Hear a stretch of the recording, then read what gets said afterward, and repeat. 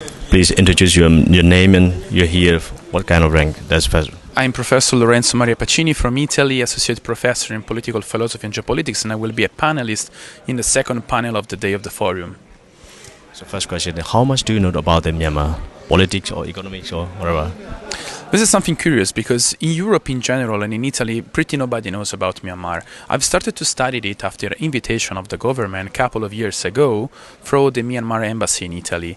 And actually there are no material in Italian to provide studying about that. So we suggested to have a collaboration to start over translating in Italian materials from Myanmar. And I discovered a very interesting word. As political philosopher, one of the main topics that really attracted me is that in Myanmar, as a civilization with thousands of years, you didn't need to develop any modern political ideologies because Buddhism has been used as the base for all the political system since the beginning for centuries, and still nowadays is still valid.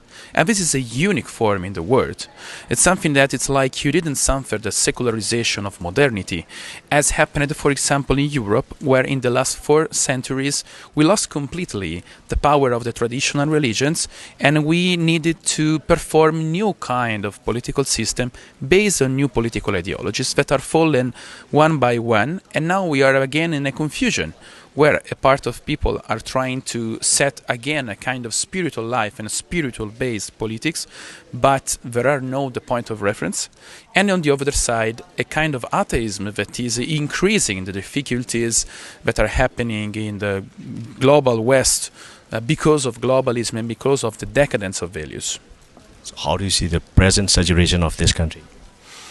It's a very interesting question because, let me say, you are one step forward to us. Because Myanmar, it's a country that is free. And you have the chance to choose by yourself which future do you want. But it's something that is not happening in Europe. For example, Italy, it's a country that after World War II, it's still military invaded by Americans. And everything in politics and economics is set following the instruction of Washington. So we don't know what is freedom actually, and you do.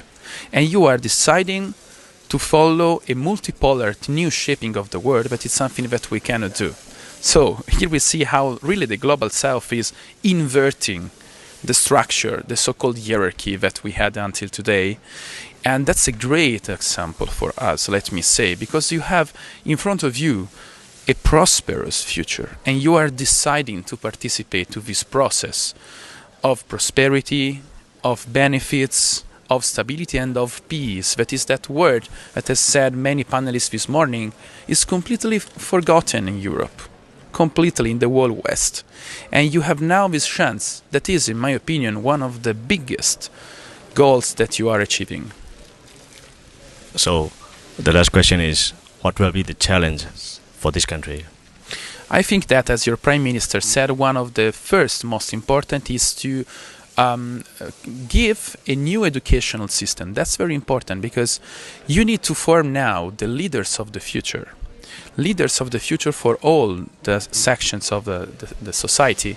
That means if you want to have a prosperous multipolar future, you absolutely need to start with a new educational programs where to improve this multipolar view, to teach the people how to think and how to pragmatically realize the peace, not only as an idea, but as a value coming from your own civilization, focusing on your identity and not following the attractions of the West.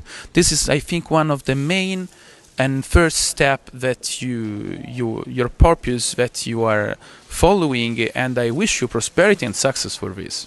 Do you want to say that the arrangement of our Prime Minister is the best one?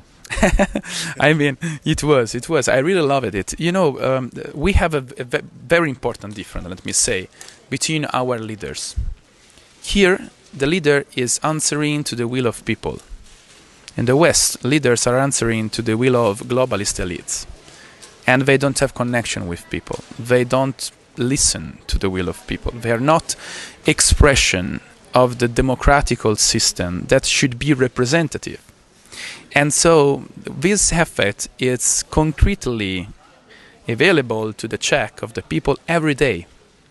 And that's it. So do you have anything to say, even if I don't ask you? What to say? What to say?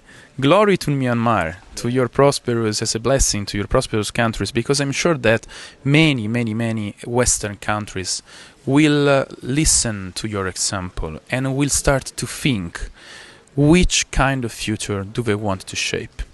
And this question must be imperative for all those civilizations, all those countries that now are in front of a bivium, to fall or to arise again. Thank you very much. Thank you. Yes. Thank you. Thank you.